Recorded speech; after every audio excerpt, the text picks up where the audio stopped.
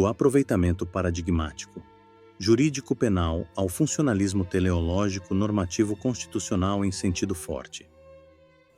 Não farei reconstruções e interlocuções profundas de programas jusfilosóficos e epistemológicos ligados ao direito penal.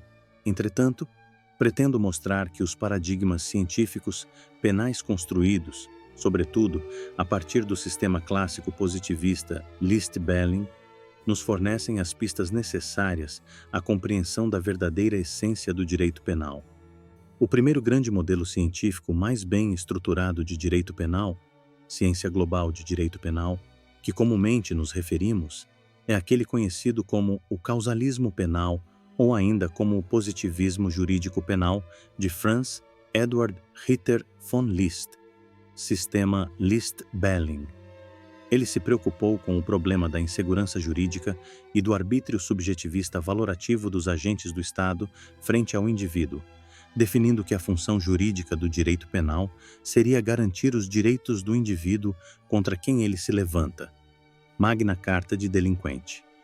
Por outro lado, apenas em sua função político-criminal, o direito penal se voltaria à proteção da coletividade. List compreendia que o fim-propósito do direito penal seria proteger os interesses dos homens e que estes interesses presistiam às intervenções normativas. Estas intervenções não deveriam de modo algum inventar os interesses humanos. Muito antes, deveriam se sujeitar a eles.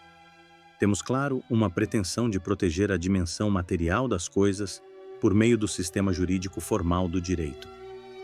O conhecimento até o século XVIII estava tomado por elementos valorativos, religiosos e abstratos, algo que fora definido por Augusto Comte como estados de infantilidade e adolescência da mente humana. Comte acabou por chamar o estado de maturidade do espírito humano de espírito positivo, positivismo. Neste estado, o espírito humano abandonaria as superstições e idealismos para se entregar ao conhecimento objetivo e empírico dos dados do mundo. Os avanços deste positivismo, desta postura cognitiva, levaram a ciência ao seu apogeu enquanto sistema de experimentalismo e observação.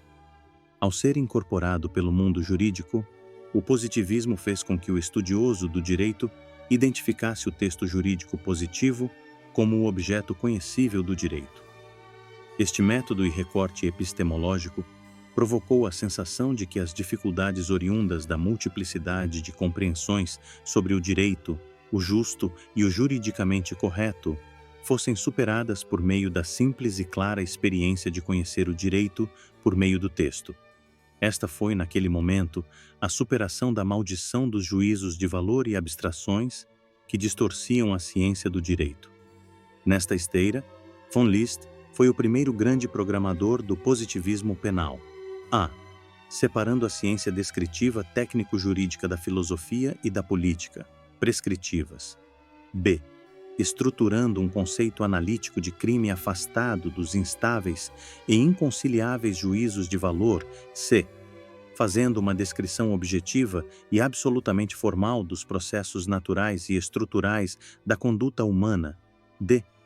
Tratando a antijuridicidade também de forma puramente objetiva normativa. E.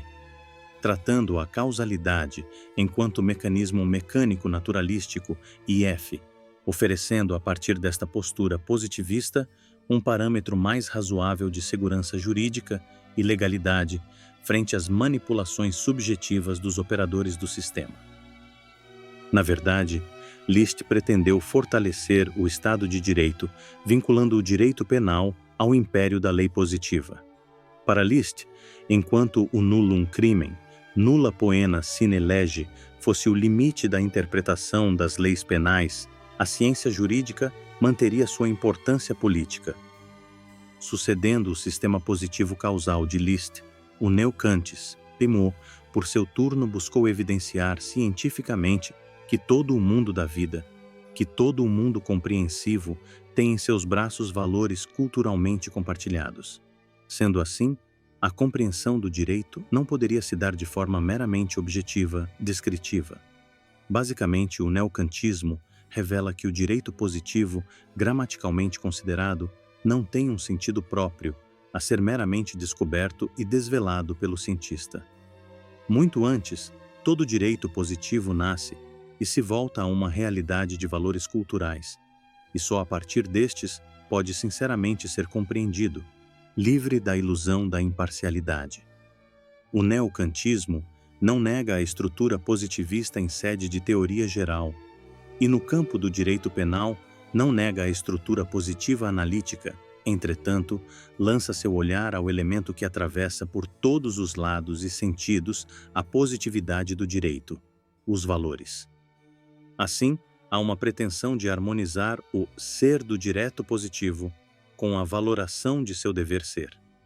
O neokantismo buscou sobrepor a dimensão normativa prescritiva à dimensão descritiva do direito e valorizar sobremaneira o seu conteúdo material e axiológico, substituindo o método puramente jurídico formal do positivismo pelo método jurídico formal axiológico.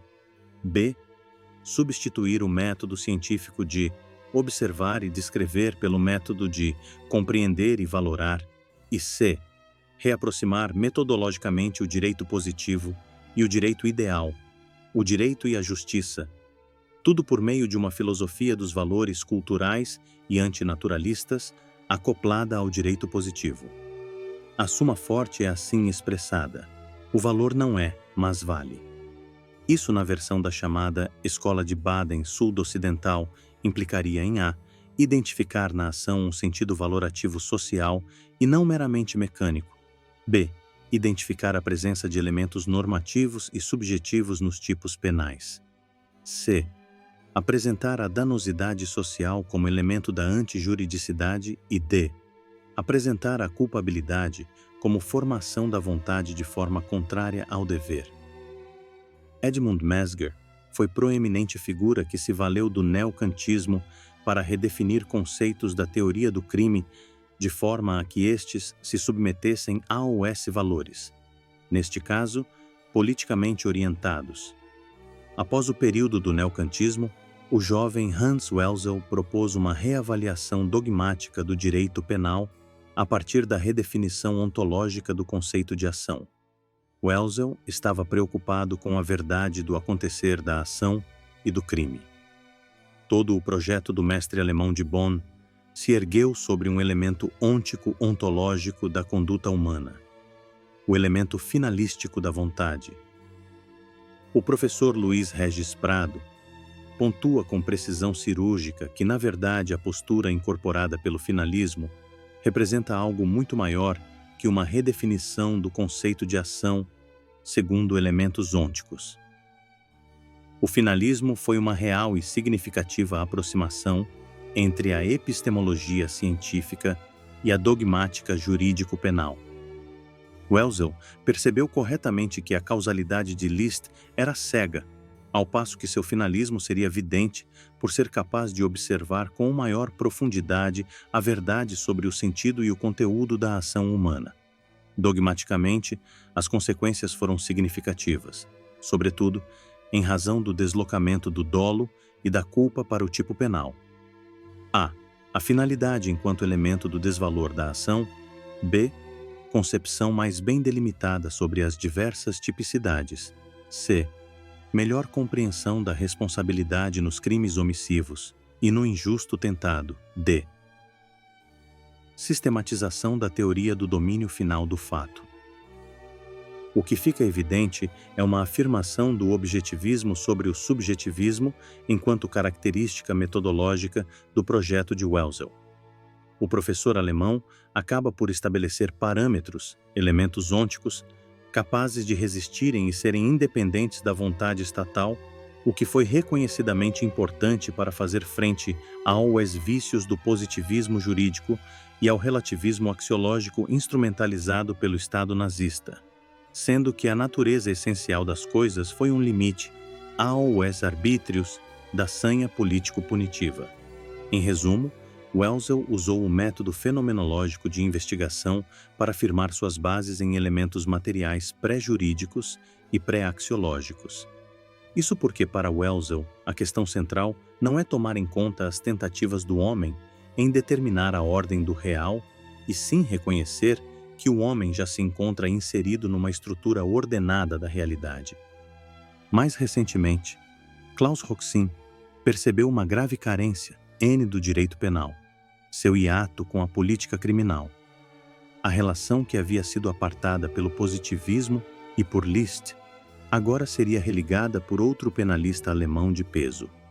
O funcionalismo penal teleológico de Roxin defendeu que é um erro manter o direito penal fora de uma relação direta de complementariedade com a política criminal. Afinal, as dificuldades e limitações da linguagem jurídica e dos tipos penais só poderiam ser operadas com justiça na medida em que se deixassem operar corretivamente pelos princípios de política criminal.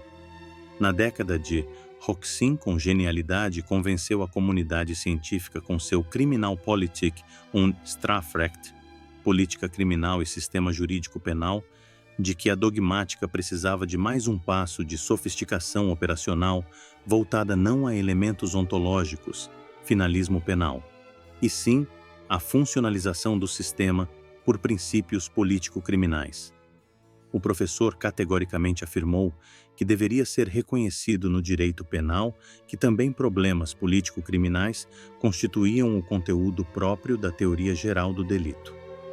Ainda seguindo a concepção funcionalista do direito penal, Günther Jacobs desenvolveu seu funcionalismo penal sistêmico, fortemente orientado pela teoria dos sistemas de Niklas Luhmann. Aqui, a noção de sistema autocontrolável assume a posição central na racionalização das categorias do direito penal, que passam a ser exclusivamente produto de um processo político-jurídico constitucionalmente orientado.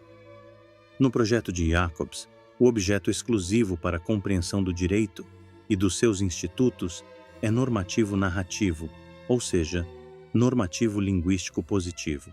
Esta posição decorre do fato de que Jacobs, assim como Luhmann, operam uma absoluta distinção entre o objeto comunicacional, que distingue essencialmente o que podemos tomar em conta como sociedade e os seus pressupostos de ordem biológica e psicológica.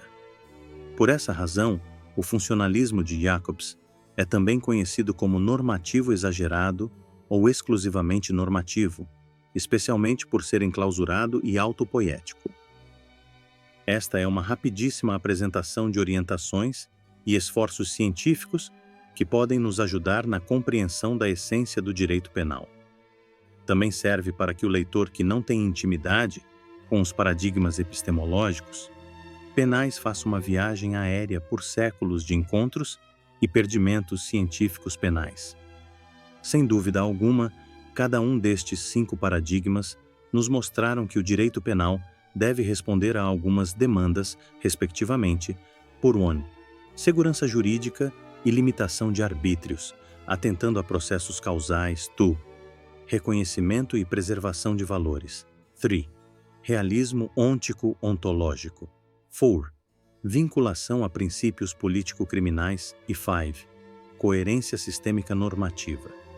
De fato, o direito penal precisa aproveitar-se das lições que recebeu de cada um dos seus expressivos paradigmas de conhecimento e, mais do que isso, precisa entender que estas demandas são permanentes e universais, porque são diagnósticos dos déficits comportamentais mais básicos da humanidade.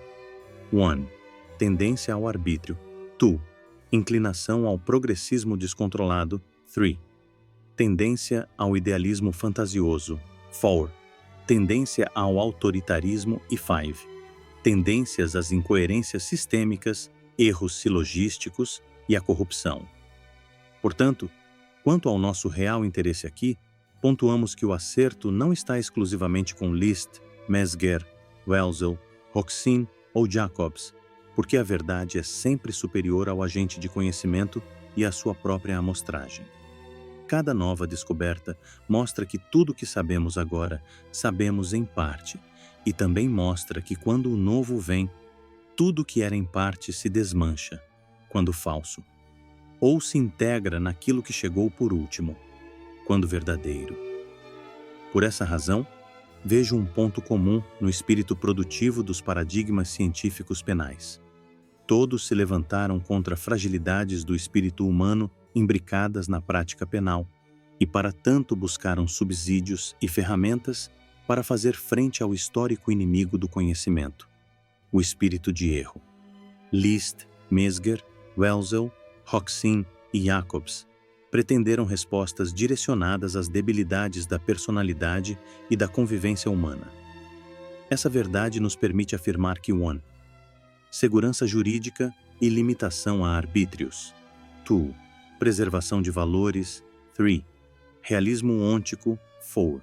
Vinculação a princípios e 5. Coerência sistêmica são instrumentos teóricos e normativos que respondem a necessidades que não são demandas exclusivas de um determinado sistema penal ou de um tempo específico.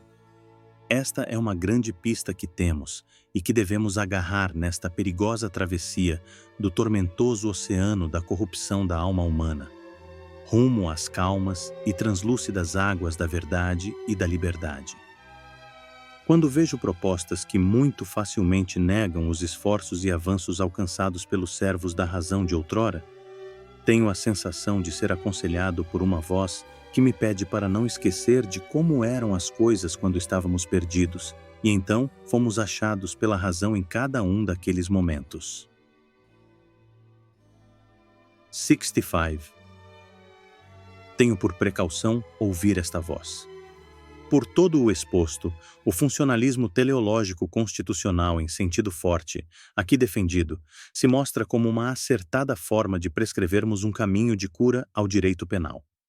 Esta nova compreensão paradigmática tem se mostrado capaz de aproveitar as partes verdadeiras dos paradigmas anteriores e ainda contribuir para endireitarmos a teoria do crime, a teoria da pena e a tipologia penal, segundo uma orientação sistêmica de última ratio.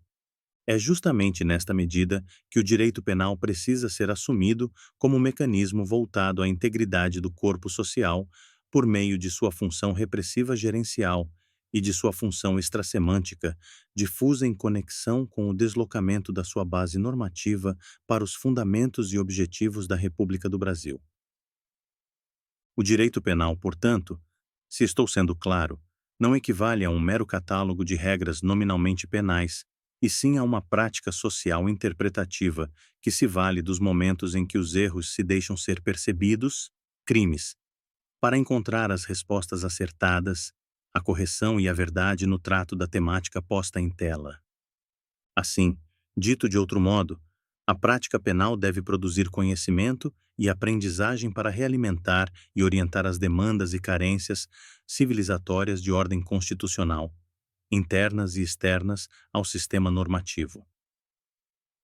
A sucessão de paradigmas científicos penais deixou claro que as prescrições científicas sempre responderam a debilidades da personalidade humana, e justamente nesta medida, a questão do direito penal é uma questão de processo civilizatório.